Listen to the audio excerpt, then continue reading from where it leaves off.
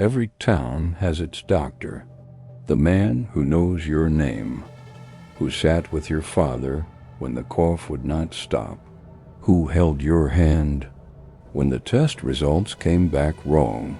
Hyde, Greater Manchester, had Dr. Shipman, Harold Frederick Shipman, born January 14, 1946, in Nottingham, England, the middle child of a working-class Methodist family. By all appearances, unremarkable, a man you might pass on the street without a second glance. But appearances in Hyde were everything. His patients called him dedicated, thorough, reassuringly old-fashioned, the kind of doctor who still made house calls, who sat beside the bed, who stayed until the end. They trusted him completely. That trust would cost at least 250 of them. Their lives. To understand Harold Shipman, you must first understand Vera Shipman, his mother, his champion. She raised him to believe he was exceptional, superior to those around him. She was the gravity his world orbited. On Christmas Eve, 1961, Vera was diagnosed with terminal lung cancer. Harold was 15 years old. For nearly 2 years he watched her suffer. He watched her diminish, and then, in the final weeks, he watched something else entirely. He watched a family doctor arrive at the house with a black bag. He watched a syringe fill with morphine, and he watched his mother's pain recede. She died on the 21st of June, 1963. Harold was 17. He enrolled in Leeds School of Medicine the following year. Criminologists would later call what Shipman witnessed a formative trauma, a moment of dark revelation. The doctor had power over pain, power over death itself, power that, in the right hands, could look identical to mercy. Shipman graduated in 1970, married, had children, joined a practice in Todmorden, Yorkshire, where he developed a reputation as a committed family physician. But behind the mask, something was already cracking. In 1975, a pharmacist noticed something wrong in the logs. Shipman had been prescribing vast quantities of pethidine, a powerful opiate, to patients who had never received it. He had been forging the prescriptions, using the drug on himself. When confronted, he confessed. He was fined.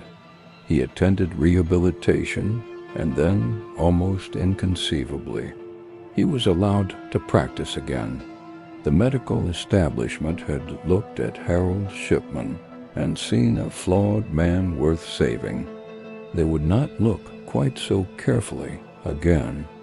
By 1977, he had a new post, a new town, a fresh start.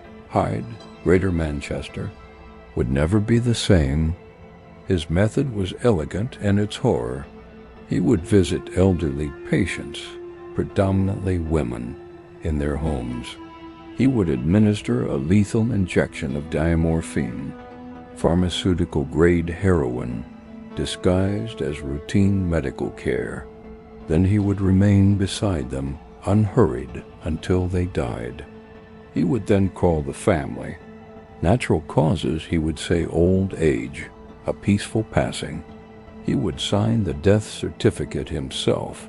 He chose his victims carefully, the elderly, the vulnerable, the already unwell, people whose deaths, when they came, would raise few questions, people who would not be missed in quite the same urgent way as younger victims might be. He falsified their medical histories, made them sicker on paper than they had ever been in life, gave the paperwork a story the body did not tell. He preferred cremation. Cremation left no evidence. Over more than 2 decades, Through practices in Todd Morden, then Donnybrook Medical Center in Hyde, then his own solo surgery on Market Street, he killed, conservatively estimated, 215 people, possibly 250, possibly more. The inquiry would later conclude that his first confirmed victim, Eva Lyons, died in March 1975. He was still killing in 1998. 23 years, hidden in plain sight. There were warnings. Other doctors noticed unusually high death rates among his patients. One GP, Linda Reynolds, went to the local coroner in early 1998 with concerns about the number of elderly women dying under Shipman's care. The police launched an investigation. 4 months later, they closed it. Insufficient evidence. 2 months after that, he killed again. Kathleen Grundy was 81 years old, a former mayor of Hyde, energetic and sharp. She was found dead on her sofa on June 24, 1998, hours after Shipman had visited her home. He signed the death certificate. Old age, but Kathleen Grundy had a daughter. Angela Woodruff was a solicitor, and when she read her mother's will, something was wrong.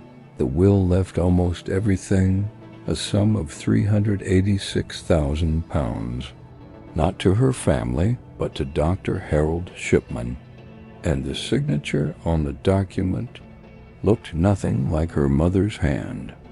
Angela Woodruff went to the police. Kathleen Grundy's body was exhumed. Toxicologists found lethal concentrations of diamorphine in her tissue, enough to kill her several times over. On the 7th of September 1998, Harold Frederick Shipman was arrested. He denied everything.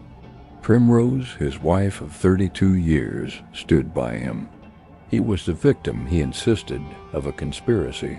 The morphine, he said, Kathleen had administered herself. She was an addict. The jury deliberated for 6 days. On the 31st of January 2000, Shipman was convicted on 15 counts of murder, sentenced to 15 concurrent life terms. The judge recommended he never be released. The inquiry that followed his conviction lasted 4 years. Dame Janet Smith's report concluded, conservatively, that Shipman had murdered at least 215 patients. The true number, investigators acknowledged, would probably never be known. He had been a doctor for nearly 3 decades. He had been trusted in the most intimate spaces of human vulnerability: the sick room, the deathbed, the final hours. He never confessed. He never explained. He offered no motive, no remorse, no key to the locked room of his psychology.